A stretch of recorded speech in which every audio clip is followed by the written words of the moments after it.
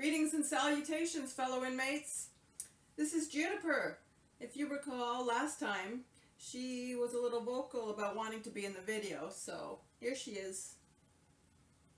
Is that good? Okay, off she goes. Hopefully.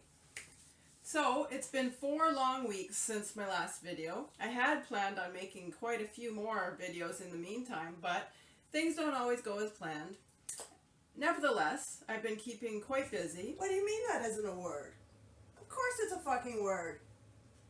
Oh my god, I hate this new Scrabble app. Staying creative. What? Is that true? But why? Why, Xander? Damn it, tell me why!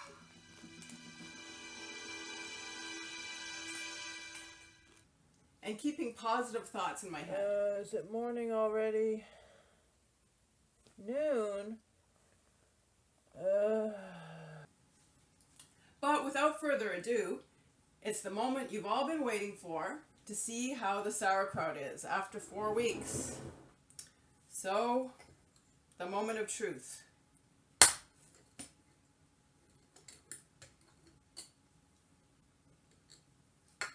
Smells okay, doesn't smell rotten or funky or weird or anything.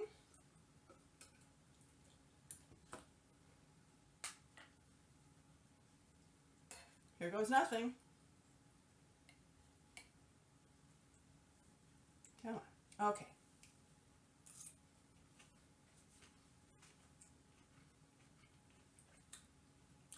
Wow, it actually tastes like sauerkraut. It's a little salty, but otherwise, not bad. And I do like the caraway. I've never really had it with caraway, but it's great. Now, one other addition I'm going to make that wasn't in the recipe I was following is to add some white wine. A lot of times on the labels you'll see that it's wine sauerkraut. And my mom had actually mentioned that when her mother used to make it when she was a kid, after it had gone through the fermenting process, they would add the white wine. And so I did a little bit of checking online, and in fact, a lot of people do that. You don't add it before it's finished fermenting. One theory is that the different type of fermentation, it stops the initial fermenting. So I don't know if that's true or not. I do know that once you put it in the fridge, that is supposed to stop the initial fermentation. So who knows? I'm playing it by ear now.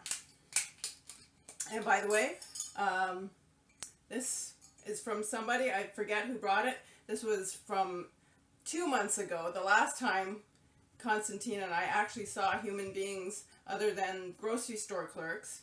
And somebody brought this by, and thank you to whoever it was. Just going to add some. I have no idea what I'm doing now. But it's not going down on its own. Well, slowly. Maybe I need to stir that a bit.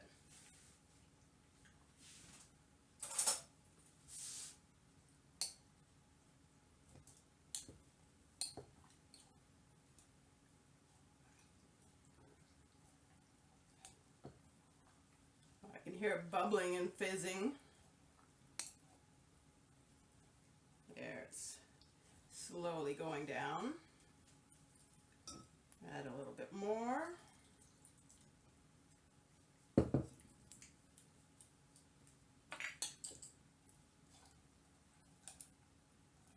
Okay, let's see what that tastes like. I hope I didn't ruin it.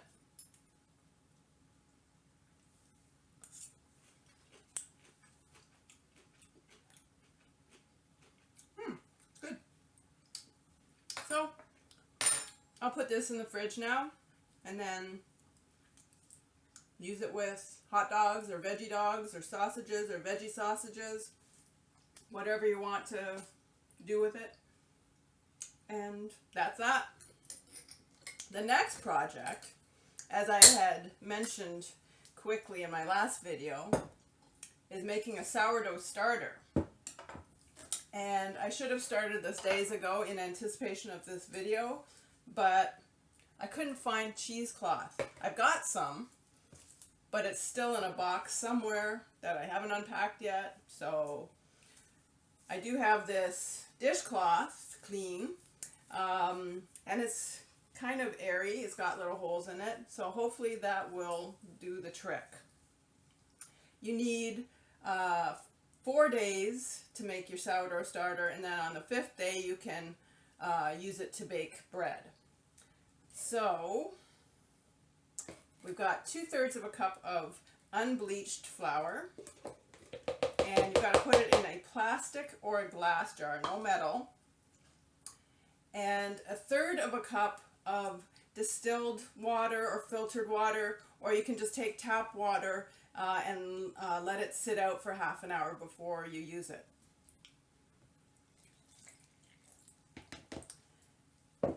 And then you want to stir it vigorously to get air bubbles in there.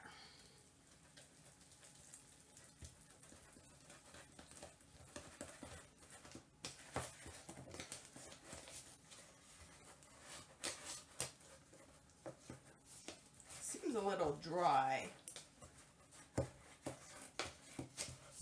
I don't know. I'm just going by what it says. And you have to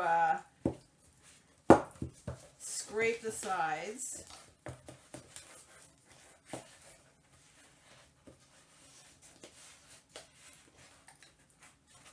Okay.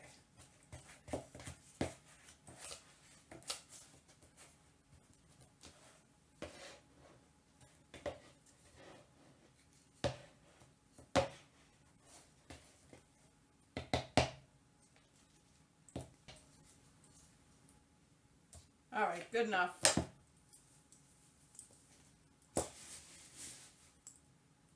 Put it on with an elastic band.